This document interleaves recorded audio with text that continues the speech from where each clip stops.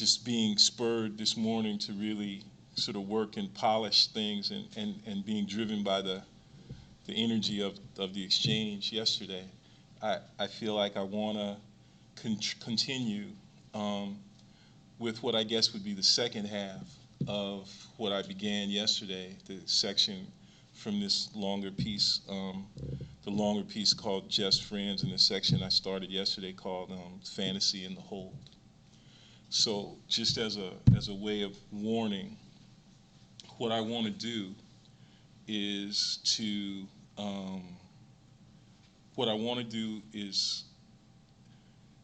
to incorporate within the context of this piece some pretty long quotations from Fanon. And I always feel like I'm supposed to apologize for long quotations, but then at the same time I always feel like, how can you apologize for reading long excerpts from Fanon? It's not like, that never hurt anybody except the people it was supposed to hurt. And at the same time, so that's what I'm going to do. I might shorten them a little bit, but just so you know and be able to bear with me. Anyway, so where I ended, I'll read the last couple of sentences of where I ended last night, and then and continue further on. So let's see. And so we arrive again and again at a profound impulse in Fanon, which, as Nahum Chandler indicates in his reading, which is, as Frank Wilderson reminded me this morning, the initial reading of Du Bois. Right? I hope y'all heard that. Just, I mean, it's not that I haven't opened up, Souls of Black Folks a bunch of times and Black Reconstruction in America. It's just that I hadn't read it. I hadn't been aware that I hadn't read it until I met Nahum, who is providing for us the first reading, so that then we will be able to read it. So stay tuned for that. I'm sure y'all are reaping the benefits of this anyway. Anyway, so we arrive again and again at a profound impulse in Fanon, which constitutes Du Bois's horizon, and which appears in the various forms of that question whose necessity is so fundamental that it must be unasked.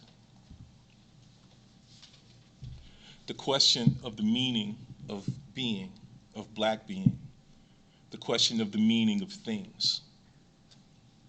We study in the sound of an unasked question. Our study is the sound of an unasked question. We study the sound of an unasked question.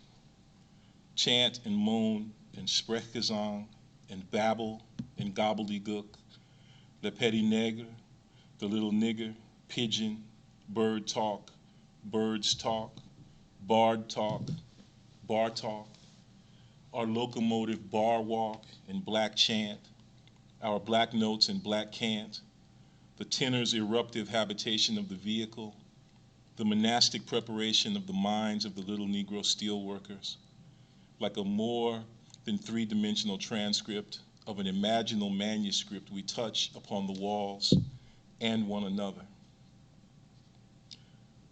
Let's try to come at that central centrifugal chamber of the open and of the opening again, this time by way of Fanon and, in the first instance, Peter Linebaugh, in a very important article that he wrote some years ago called All the Atlantic Mountains Shook, which was a kind of precursor text, not only for the work that he did with Marcus Rediker called the Many-Headed Hydra, but also, I think,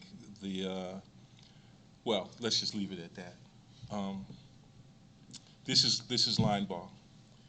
Professor Louis-Jean Calvet has made a study of les langues véhiculaires, vehicular languages, such as the Sabir of Mediterranean sailors, the Mandingo of West Africa, Swahili of East Africa, Quechua of the Andes, and others. And from these studies, he concludes that, and I'll sort of paraphrase here because he quotes him in French, and y'all don't want to hear any more of my French. But what he's paraphrasing, I think, is a way that vehicular language becomes an instrument of communication for those people who are situated in such a way as to make communication for them difficult, partly because they speak different originary languages.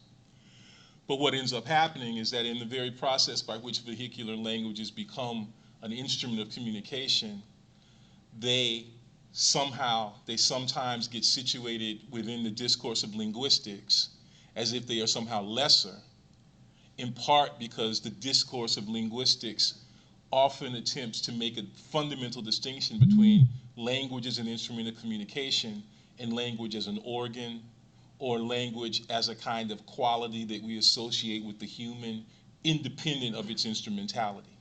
Right? So the distinction is between language as instrument and language as object.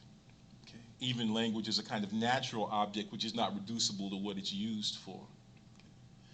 But what I think ends up happening in the study of vehicular languages, and Pidgin could be seen as is definitely a vehicular language, is that in the very process of in the very fact of its instrumentality, it takes on a quality to itself that is both disruptive of and also at the same time in excess of the way in which language is naturalized in its relation to a very restrictive notion of the human. Okay? So I'm kind of both reciting Calvet's argument here, but also augmenting it, and you'll see how I'm moving there. So what Linebaugh does after this long quotation from Calvet is to continue by way of a quote from Du Bois that you might recognize. The most magnificent drama of the last 1,000 years of human history was not enacted with its strophes and prosody ready-made. It created a new speech, a combination of first, nautical English, second, the Sabir of the Mediterranean, third, the Hermetic-like cant talk of the underworld, and fourth, West African grammatical construction, produced a pidgin English that became, in the tumultuous years of the slave trade, the language of the African coast. Linguists describe pidgin as a go-between language, the product of a multiple language situation, characterized by radical simplification. Calvet has written, it was a language whose expressive power arose less from its lexical range, this is Linebaugh's formulation, than from the musical qualities of stress and pitch. Some African contributions to maritime and then standard English include caboodle, kick the bucket, and Davy Jones's locker. Where people had to understand each other, pidgin English was the lingua franca of the sea and the frontier.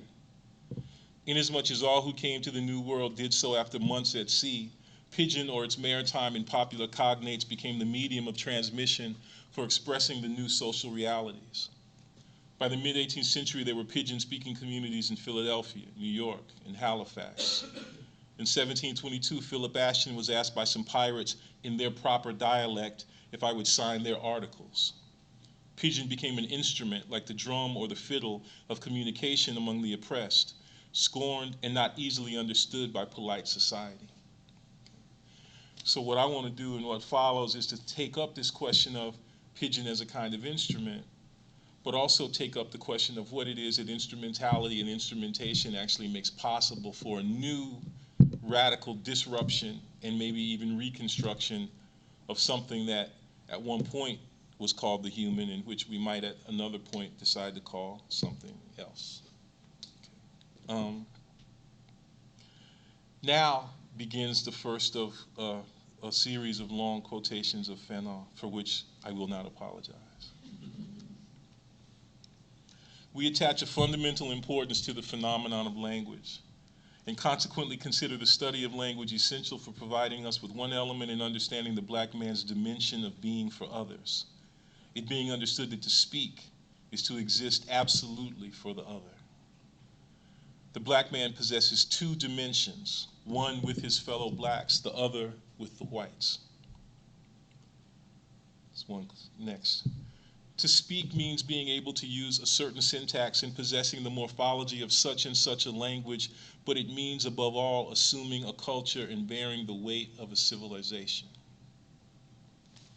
And third, and this is our only hope of getting out of the situation is to pose the problem correctly, for all these findings and all this research have a single aim: to get man to admit he is nothing